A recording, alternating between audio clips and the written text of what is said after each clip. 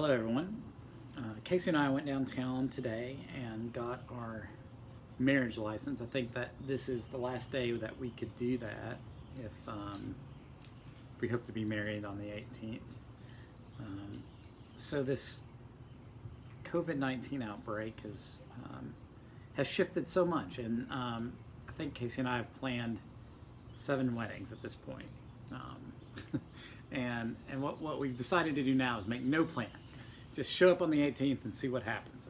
And maybe this whole outbreak is teaching us how to do that. I'm reminded, I think, of a passage, one of my favorite, from First Kings. I'm going to say chapter 19. I'm a priest, I should know this. It's okay. I'm just going to be gentle with myself around that. Where Elijah is fleeing after he has made a lot of folks angry in the kingdom of Israel, and for good reasons.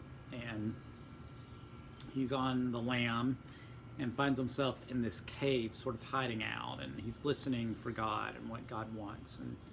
And the scriptures tell us that a great wind, destructive wind, and a great earthquake and a great fire come along, and Elijah listens to these things, wondering if the voice of God is wrapped up in the fire and in the wind and in the earthquake, and none of those things does he hear the voice of God.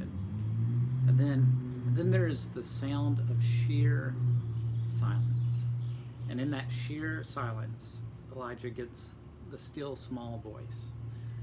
I think each day comes along and we hear of some new destruction that the current outbreak is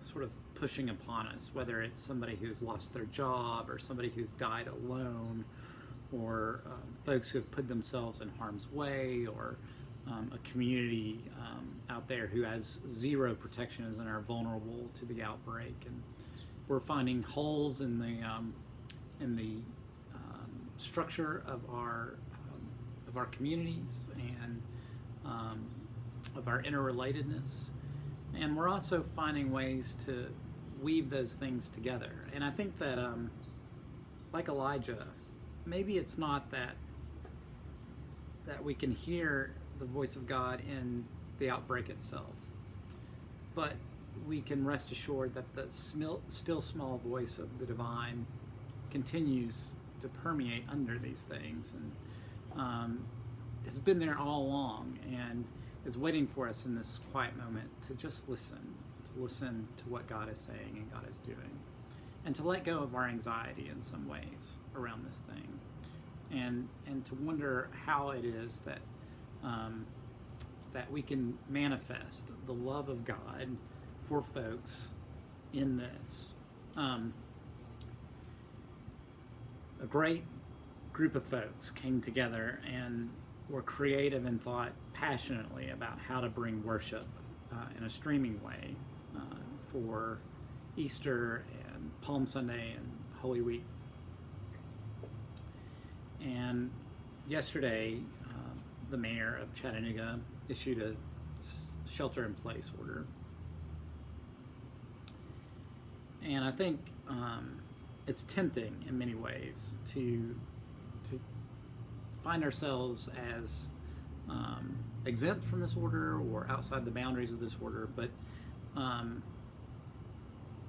in my own role, I find it difficult to acknowledge that I'm a faith leader, which comes with some political responsibility. And so what I am not is a politician or a healthcare professional. But I've heard from folks that I trust who are in the medical world and the scientific world, and what they're saying is that if everybody could do their part to limit how vast this thing spreads and how fast it spreads, that will make a tremendous difference. And so it might seem like a small thing for St. Albans and St. Thaddeus to not get together on Sunday with a group of small group of people and stream worship, but it's not. It's us doing sort of our part in that. And so you will not see a stream from the church this coming Sunday or next Sunday, or as long as the order stays in place. What we will do is figure out how to bring something. And so Sunday morning at 10 o'clock, I mean, it might just be my face, but we will have morning prayer, probably from this apartment. Some things were pre-videoed, and we'll find a way to incorporate those. And, I continue to commend to you the fact that at 6 o'clock every evening we get together with a group of folks via Zoom and have a casual conversation, and that will continue to be available. We have some wonderful voices in our churches who will do some reflections and preaching in this time, and we'll send those out via video and feed and that sort of thing so that you can see that. We'll stream some of that stuff. So be on the lookout, and just pray for our communities and pray for folks as we go day by day. It's hard to make plans because things change in this thing day by day. But